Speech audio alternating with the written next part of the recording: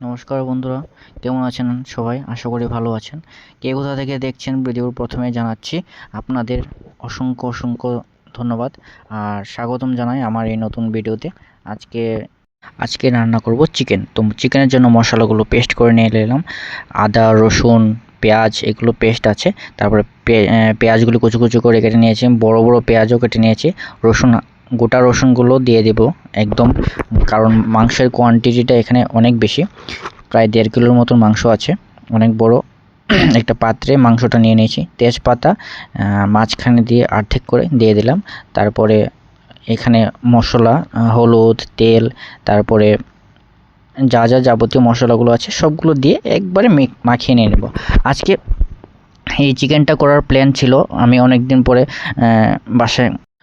পরে আমি বাড়িতে গিয়েছিলাম, তো হঠাৎ করে আমার ভাইগুলো এলো। আমার একটা ছোট ভাতিজাও আছে, তো ও এলো, ওর বললো আমরা আজকে চিকেন খাবো। তো আমি দোকান থেকে চিকেনটা নিয়ে এলাম আর বললো কি আমার হাতেই খাবে। তো চিকেনটা রেডি করে নিয়ে এলাম। তো প্রথমে মেরিনেট করে নেব। এখানে হলুদ, জিরে, ধনে গুঁড়ো, সবগুলো গুঁড়ো করা মশলা, যে পাউডার মশলাগুলো হয় প্যাকেট মশলা, সেগুলো ইউজ করব আমি। আর এখানে পেস্ট করা কিছু মশলা আছে, এগুলো আদা, তারপরে রসুন, কাঁচা লঙ্কা, এগুলো ভালো করে, কারণ মশলাগুলো বেশি হবে, কারণ এখানে মাংসের কোয়ান্টিটিটা অনেক বেশি। তো তার মধ্যেই আমি হাত দিয়ে মেরিনেট করব।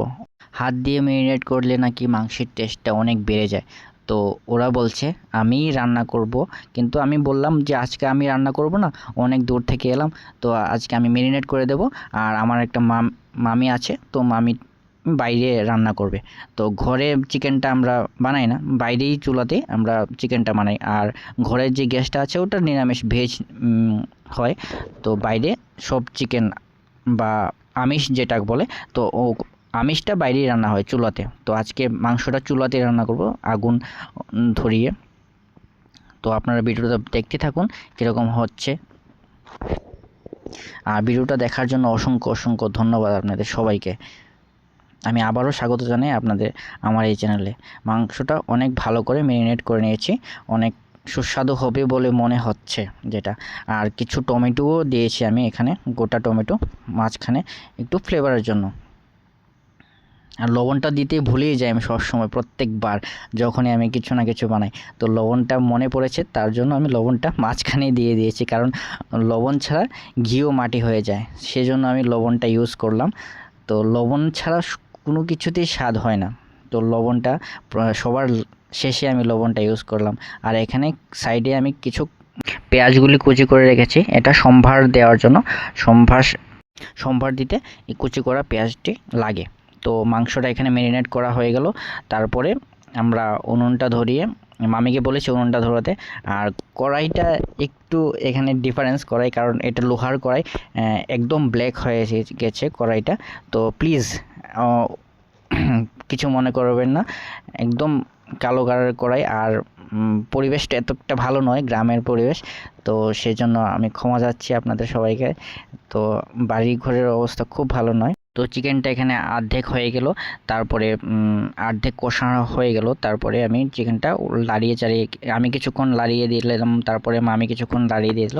এভাবে মানে দুজনেই মিলেই রান্না করেছে, আমি তো একা রান্না করিনি। তো দুজন মিলেই রান্না করা হয়েছে এটা।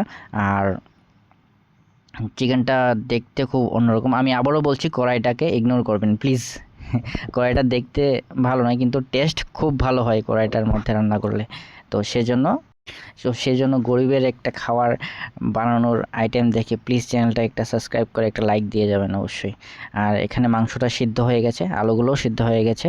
তো একটু নামিয়ে টেস্ট করে নিয়ে নেব। আর চুলার উনুনটা খুব ভালো করে জ্বলছে, ধাউ করে একদম। বাস মাংসটা এখানে রেডি হয়ে গেল, তারপরে নামিয়ে নিয়ে নেব। একটু টেস্ট করে দেখব, তারপরে নামিয়ে নিয়ে নেব। আর ভিডিওটা কে কোথা থেকে দেখছেন অবশ্যই জানাবেন। আপনারা কমেন্ট করবেন প্লিজ, আপনার একটা কমেন্ট আমাকে ভিডিও বানাতে সাহায্য করে।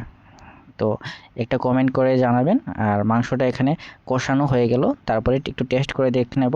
আমার একটা ভাতিজা আছে, তো ভাতিজাকে দিয়ে টেস্ট করাবো মাংসটা কীরকম হয়েছে না হয়েছে। এখানে আমরা একসঙ্গে খেতে বসে গেলাম। তো নেক্সট ভিডিওতে ওদেরকে ফেস রিভিল করাবো। ভিডিওটা দেখার জন্য অসংখ্য ধন্যবাদ আপনাদের সবাইকে। Thank you.